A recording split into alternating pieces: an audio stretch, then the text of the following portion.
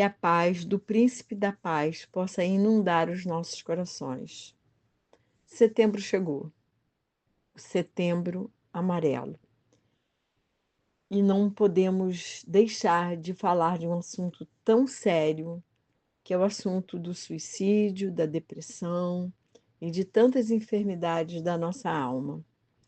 O Brasil é o 8º país em casos de suicídio, segundo a Organização Mundial de Saúde. E, evidentemente, que nós temos que estar atento a esse problema, que é um grave problema de saúde pública. No entanto, os suicídios podem ser evitados em tempo oportuno, com base em evidências e com intervenções de baixo custo. Nós temos, eu vou deixar aqui com vocês e depois eu vou deixar até escrito, 2 telefones que eu considero importantes para nós sempre termos, para não só ajudar as pessoas, como, se for preciso, nos ajudar, que é o CVV, Centro de Valorização da Vida, que atende pelo telefone 188. Esse centro pode ajudar muito aqueles que pedem ajuda. E tem também um amparo de proteção ao suicídio, DDD 21 e 2035-3487. O suicídio é uma tragédia que afeta muitas famílias. O suicídio devasta o restante da família quando uma pessoa comete esse ato que nós vamos falar muito especificamente, porque nós temos que enfrentar esse problema de frente, sem preconceitos e sem nenhum tipo de ignorância a respeito desse fato.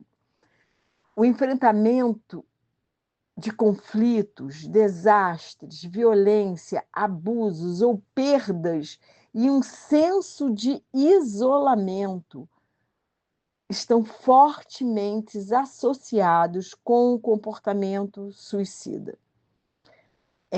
As taxas de suicídio também são elevadas em grupos vulneráveis. Há grupos vulneráveis na nossa sociedade que sofrem discriminação, como refugiados e imigrantes, indígenas, comunidades LGBTQIA+, e pessoas privadas de liberdade. Mas eu quero compartilhar com vocês 2 textos muito importantes para nós meditarmos. Um está lá em 2 Coríntios 1:8, que diz assim: porque não queremos, irmãos, que ignoreis a natureza da tribulação que nos sobreveio na Ásia, porquanto foi acima das nossas forças, a ponto de desesperarmos até da própria vida. O outro texto se encontra em Filipenses 4, de 4-7, que diz assim: o mesmo apóstolo Paulo diz em Filipenses: alegrai-vos sempre no Senhor. Outra vez digo, alegrai-vos. Seja a vossa moderação conhecida de todos os homens. Perto está o Senhor. Não andeis ansiosos de coisa alguma, em tudo, porém, sejam conhecidas diante de Deus as vossas petições, pela oração e pela súplica com ações de graças. E a paz de Deus, que excede todo entendimento, guardará o vosso coração e a vossa mente em Cristo Jesus. Na carta aos Filipenses, Paulo fala 17 vezes a palavra alegria. A segunda carta aos Coríntios ele escreveu no ano 55 depois de Cristo, e a de Filipenses em 61 depois de Cristo. O que aconteceu nesse intervalo de 6 anos? Muita experiência e comunhão com Deus. Paulo achou a chave para ele poder falar sobre alegria. Mesmo depois dele ter passado por momentos que ele diz, desesperamos da própria vida. E temos que lembrar que Paulo escreveu a carta aos Filipenses quando estava preso, ou seja, numa situação completamente desfavorável, porque ele vivia um tempo de muita adversidade e perseguição, mas ainda assim viveu uma experiência de alegria. Filipenses é uma carta que fala de alegria, entre outras coisas maravilhosas. Mas eu queria voltar a 2 Coríntios, especialmente a um trecho do versículo que fala desesperar da própria vida. Dizem que o suicídio tem 3 Ds: desespero, desamparo e desesperança. E eu acrescentaria o 4º Ds: desequilíbrio. Não é covardia nem coragem, como muitos dizem. É desespero, é desamparo, é desesperança e desequilíbrio. O desespero faz a pessoa agir com impulsividade, agir sem pensar em nenhuma consequência, não pensa em nenhuma consequência. Já o sentimento do desamparo faz a pessoa se sentir em total solidão, sem ajuda, sem se sentir incluída. E quando você não se sente incluída, isso gera muita dor na alma. A desesperança faz a pessoa não ver solução, ela não vê saída para a sua situação de dor. E esses 3 sentimentos causam desequilíbrio total. Muitas vezes a pessoa entra em surto psicótico e não consegue responder por si mesma. E é nesse ponto que a pessoa desiste totalmente da vida e comete o suicídio. Paulo desesperou da própria vida, mas ele tinha convicção de que se ele entregasse a sua desesperança e o seu desespero a Deus, ele iria encontrar amparo e acolhimento. E é por isso que, mesmo numa situação tão humilhante e adversa como o encarceramento, ele consegue escrever uma carta falando sobre alegria.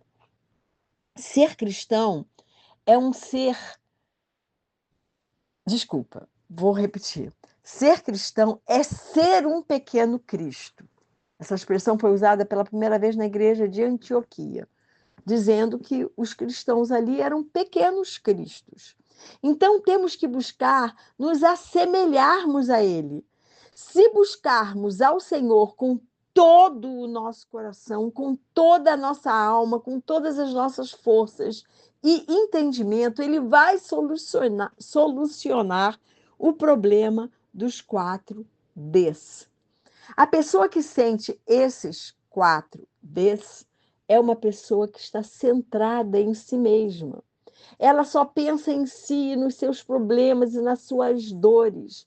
Ela só consegue olhar para os seus fracassos, frustrações, culpa. Ela sente-se angustiada, ansiosa e confusa.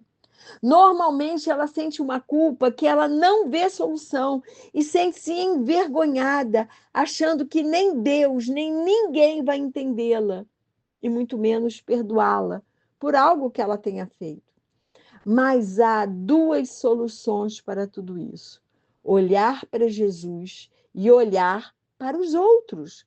Quando passamos a viver para os outros, deixando de olhar somente para as nossas frustrações, fracassos, dores e culpas, nossos 4 Ds são minimizados, são diluídos. Jesus não olhou para ele. Jesus olhou para nós. Jó, em sua profunda dor, olhou só para ele e, sentindo uma total perplexidade com todas as calamidades que lhe ocorreram de uma hora para outra, questionou tudo o que tinha lhe ocorrido. E não foram poucas coisas. Mas quando ele olhou para Deus e depois começou a interceder por seus amigos, que na verdade eram seus acusadores, Deus lhe restituiu todas as coisas e ele voltou a ter alegria, a alegria que vem do Senhor.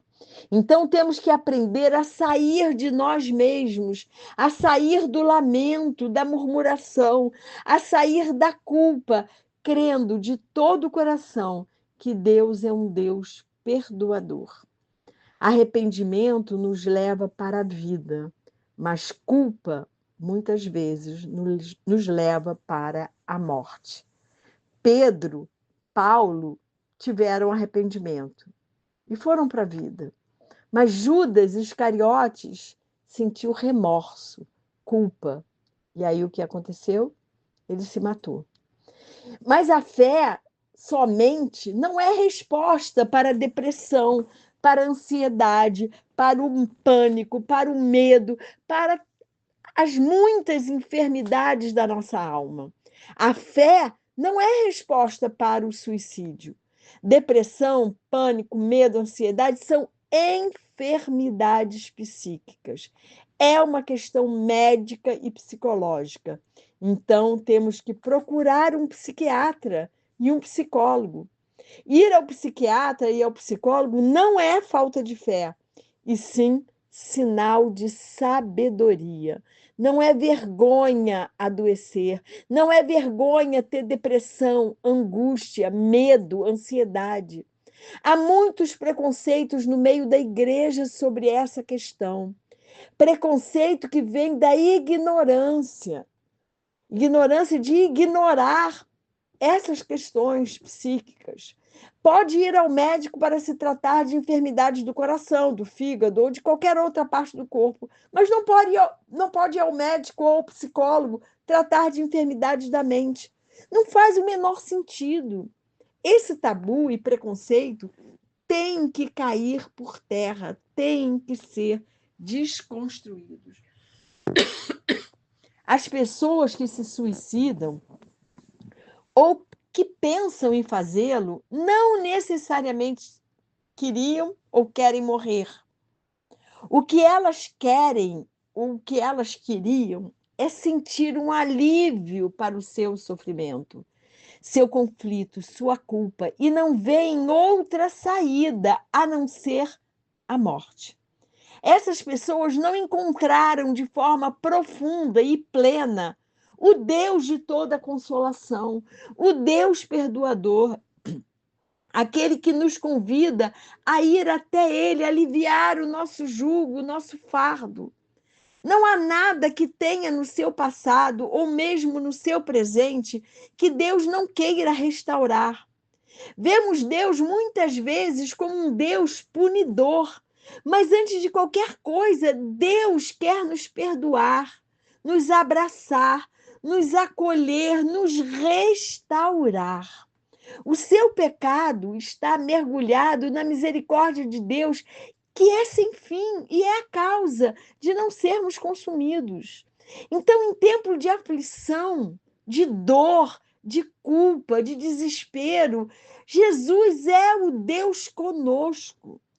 Na maioria das vezes, quando estamos aflitos, atribulados, cheios de vergonha e culpa, nossa visão fica embaçada e perdemos a visão clara de quem é Deus e de que Ele sempre está conosco. Mas Ele está. Ele é o nosso Emanuel, que é o Deus conosco. Só temos que olhar para o trono, só temos que invocá-lo e buscá-lo dentro de nós, onde ele habita, através do seu Santo Espírito. Temos que, na hora da aflição, desespero, dos 4 Ds, buscar ao Senhor e passar a esperançar a própria vida. Muitos de nós ouvem histórias de pastores e crentes que se matam e ficamos estarrecidos. Como assim? Uma pessoa cheia de fé, uma pessoa que é tão versado na palavra, que é tão consagrado. Pois é, ficamos estarrecidos. Só que isso tem acontecido muito, infelizmente. Mas eu tenho notícia que isso acontece, em grande parte, por causa de pecado. Ou adulteraram, ou se descobrem homossexuais e não suportam a ideia disso vir à tona e preferem se matar do que enfrentar a vergonha diante de sua igreja, ou de seus pais, ou de seus amigos, ao descobrirem seu pecado. E eu citei dois, mas qualquer outro pecado. Roubou, cometeu um ato de corrupção. E isso só acontece porque não buscam ajuda. Ajuda de alguém que tenha misericórdia e que possa aconselhar com a sabedoria que vem de Deus, sem julgamentos, ajudando a pessoa a restaurar a esperança em Cristo. Temos que passar a ideia de que é possível, independente da situação, esperançar a própria vida. Na Bíblia, há muitos casos de homens de Deus que caíram em depressão. Elias, por exemplo, que pediu a própria morte para Deus, mas ele encontrou direção do Senhor e a convicção de que sua vida não estava nas mãos de homens, de reis, de rainhas, mas estava nas mãos do Todo-Poderoso. Jó encontrou um profundo relacionamento com o Senhor. Além disso, se tornou ainda mais próspero e feliz, sendo restituído em dobro de todas as suas perdas. Jonas, que também entrou em depressão, aprendeu que ninguém pode se esconder de Deus e que Deus não desiste dos seus, ainda que lhes sejam trabalhosos, como foi o caso de Jonas.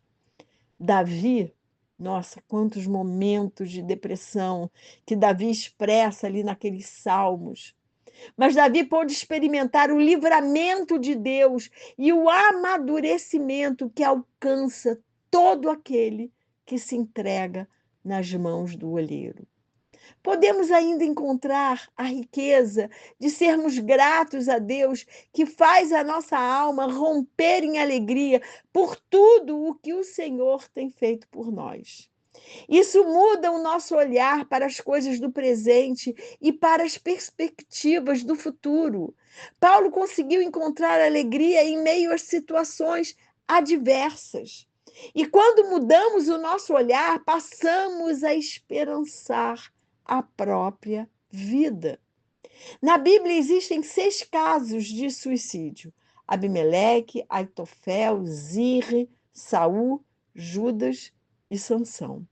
E Sansão está na lista dos heróis da fé de Hebreus 11. Então, dizer que todo aquele que se mata não é salvo é uma inverdade, até porque não cabe a nenhum de nós, mortais, pecadores, dizermos quem é e quem não é salvo. Isso compete somente a Deus. Mas, infelizmente, existe essa discussão na igreja, tanto na igreja evangélica como na católica. Mas isso não nos cabe. O que temos que fazer é cuidar do nosso corpo e da nossa mente e pedirmos ajuda quando necessário. Em Eclesiastes 3:11, a Bíblia diz que Deus colocou no coração do ser humano a eternidade. A morte não estava nos planos originais de Deus. A morte é resultado do pecado original e ela é custosa para o Senhor. Há algumas soluções para toda essa questão. Se descentralizar de nós mesmos, buscar um profissional competente, psiquiatra, psicólogo, sem vergonha e sem preconceito. Não temos que ter vergonha de adoecer. Buscar ajuda de alguém piedoso e misericordioso que possa te ouvir sem te julgar, porque ninguém precisa ficar sozinho numa situação de enfermidade da alma. E buscar em Deus a graça, o perdão e a misericórdia. Ele é capaz de te dar consolo, do consolo que você precisa para enfrentar momentos de dor de culpa, de adversidade. Isso é fé. Buscar a ajuda de alguém e confessar seu pecado a alguém confiável é bíblico.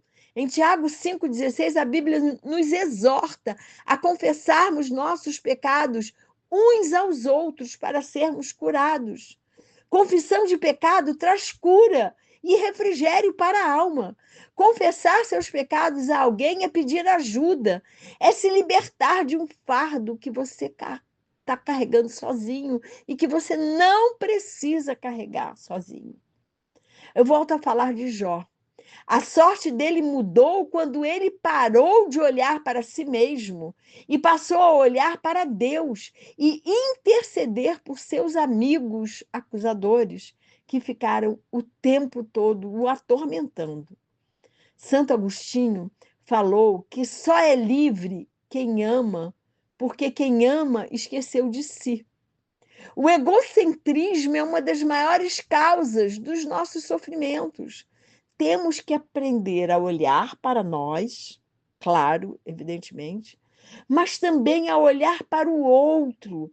Temos que aprender a ajudar aqueles que são necessitados, a socorrer aqueles que estão em situação de vulnerabilidade. Não menospreze os sofrimentos psíquicos de ninguém. Ofereça sua ajuda. Peça ajuda para Deus, para profissionais e para amigos. Não fique sozinho, não fique sozinha em seu desespero, em seu desamparo, em sua desesperança, para que o desequilíbrio mental não chegue até você. João 16, eu não sei se é no versículo 33 ou 37, enfim, diz: essas coisas vos tenho dito para que tenhais paz em mim. No mundo passais por aflições, mas tende bom ânimo, eu venci o mundo.